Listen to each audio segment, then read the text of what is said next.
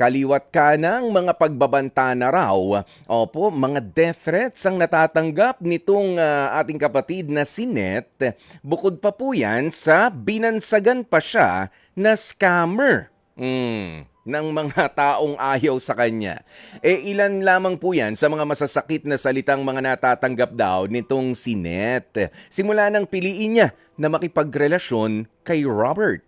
And of course, ito nga pong si Robert ay isang AFAM. Pero hindi lang daw basta bashers ang minsan ang sumubok sa relasyon ni Net at ng kanyang jowa, pati na rin yung dati niyang ka-live-in. Na sinisiraan din siya online doon sa asawa niya na ngayon na si Robert mula sa Amerika.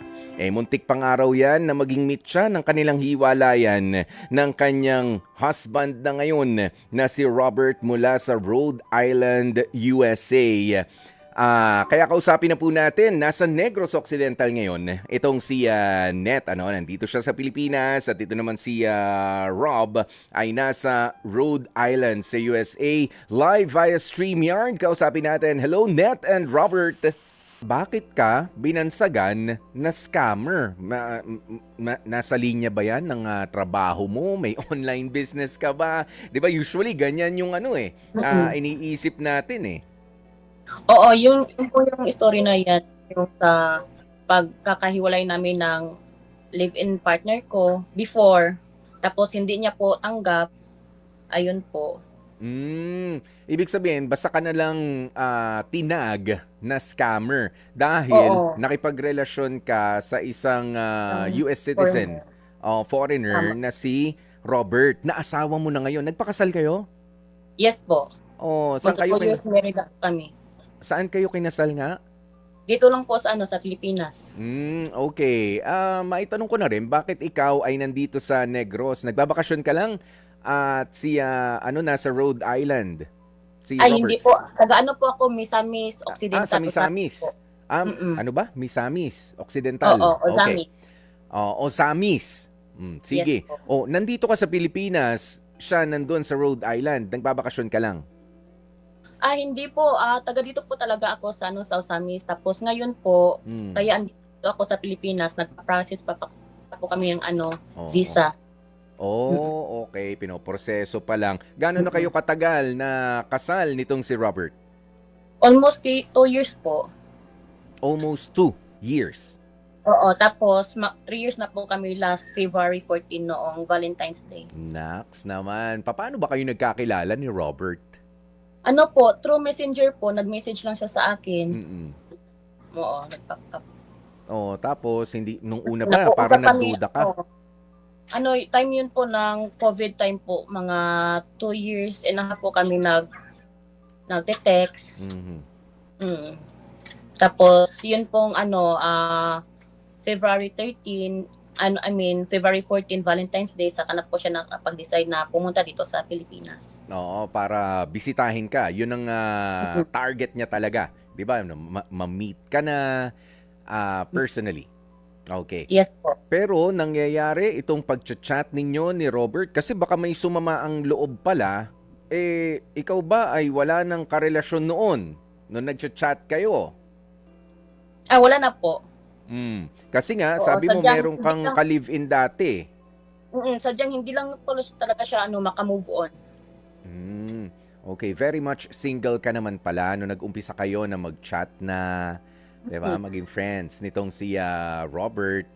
Okay, hindi siya makamove on, pero ang pinagtataka ko naman, bakit dumating pa sa punto na merong mga death threats? Oo, yun po yung nagpo-posting po kasi ako ng mga videos namin on TikTok po. Tapos marami pong doon na po nag-i-start yung mga bashing kasi malaki po yung age gap namin ni husband ko.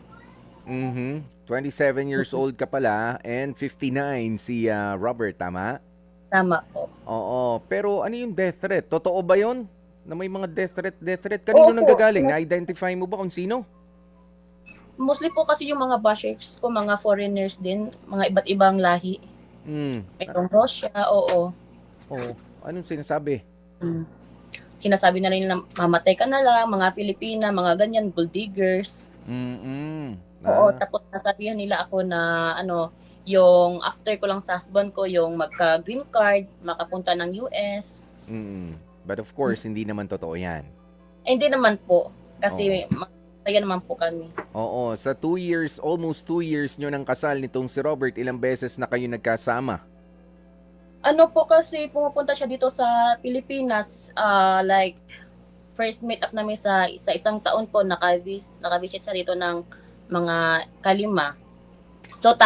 Totally mga 12 na po, naka 12 na visit na po siya dito sa Pilipinas. Oo, 12 visits at matagal Mm. naman yon. Yung kumbaga sa isang taon, nakakalima na uwi Oo. siya.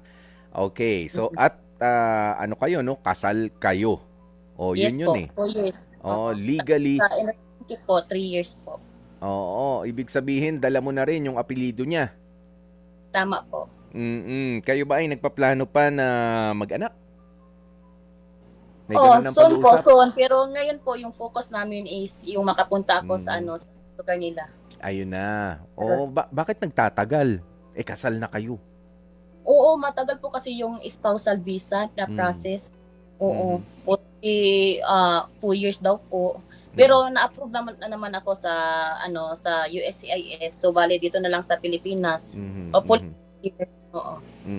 Pero ikaw naman talaga ha, Net, in all honesty, ay wala ka naman talagang, well, doon sa mga sinasabi nga nila, ano, na you're just after yung green card, o yung makapunta ka sa US at mag-uumpisa ka doon. Kasi, alam mo naman ang realidad na meron talaga mga ganyan, hindi lang sa US. 'Di ba? Meron Oo, din oo. sa ibang mga bansa, sa Japan, Oo. magpapakasal, tapos pagka nandun na, 'di ba? Sila pa nga yung nagbabayad, yung Filipina pa yung nagbabayad doon sa pinakasalan. Mm-mm. Tapos after quite some time, maghihiwalay na sila, 'di ba? Kumbaga parang ano lang 'yan eh, parang may mutual agreement. Oo. Oo. Hindi naman po kasi ah yung asawa ko naman po yung palaging ano sa akin, anong tawag doon? Siya yung sobrang interesado Mm. sa akin. Anong binabanggit ni Robert sa'yo kapag ka ganito, may mga basher ka? Hindi ba niya sinabi na, di tigilan mo na yung pagti-TikTok para O wala ka sinasabihan ng niya lang po basher? ako na don't mind them po kasi alam naman po namin sa sarili namin na sa sarili ko na hindi po ako gano'n. Mm. Tapos kilala niyo po ako. So, Mm. Mm. Kasi syempre depende rin 'yan sa content mo eh, di ba? Depende. tama. Tungkol ba saan yung mga content mo doon, Net?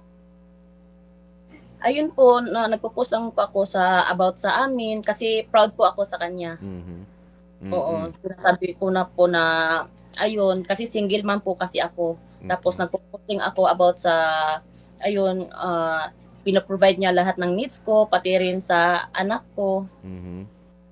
Tapos doon na po nag-i-start Yun na, nababash ka na kung parang napapasok po ako. ginagamit mo lang itong si Oo. Robert. Pero alam mo naman na sa mga private conversation ninyo ay hindi naman. Pero bakit nga hindi mo subukan yun na yung pagiging grateful mo sa pagdating ni Robert ay yung between sa inyong dalawa na lang at wag nang isama at wag nang ibukas sa social media ang buhay ninyo?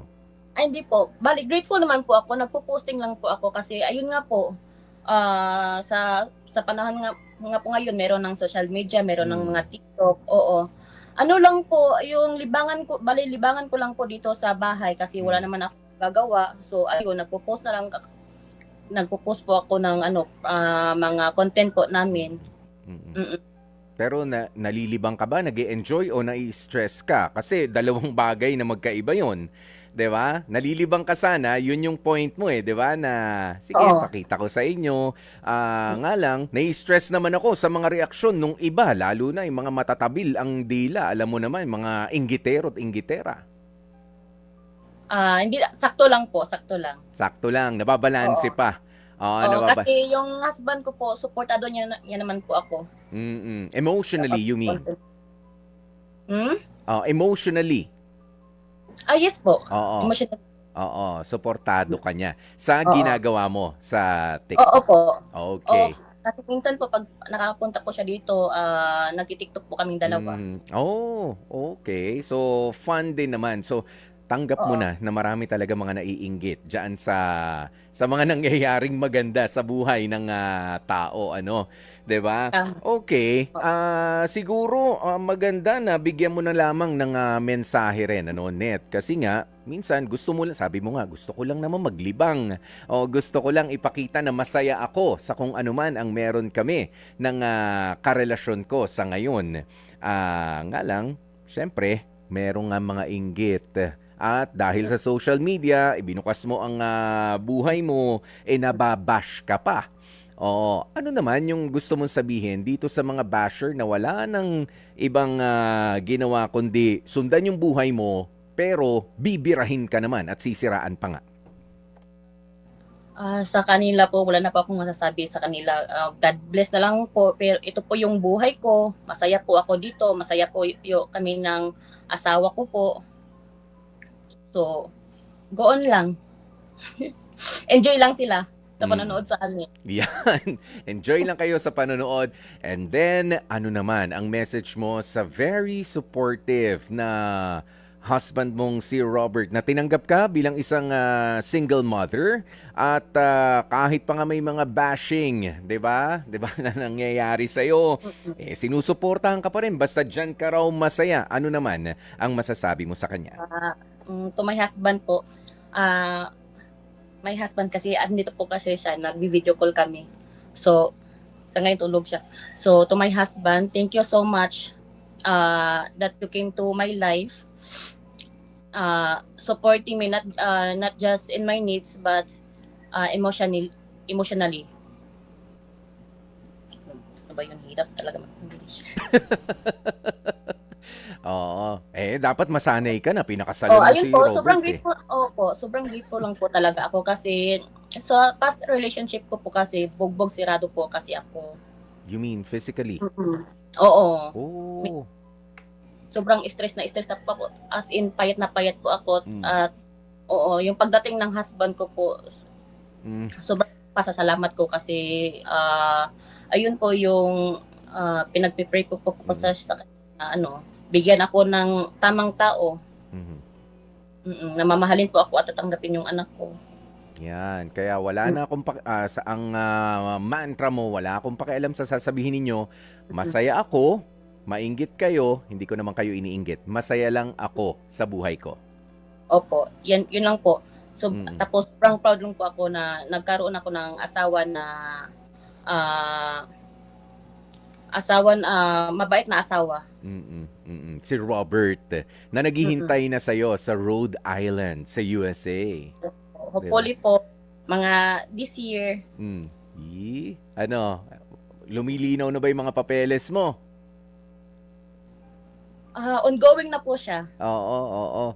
Sige, hopefully ay magkabalitaan ulit tayo, ano? Oo, lalo na kapag si Robert at ikaw bibisita rito, 'di ba? Mapadaan kayo sa Metro Manila.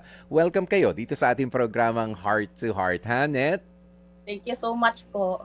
Mga kapatid, dito tayo sa totoo. Dito na tayo sa True FM.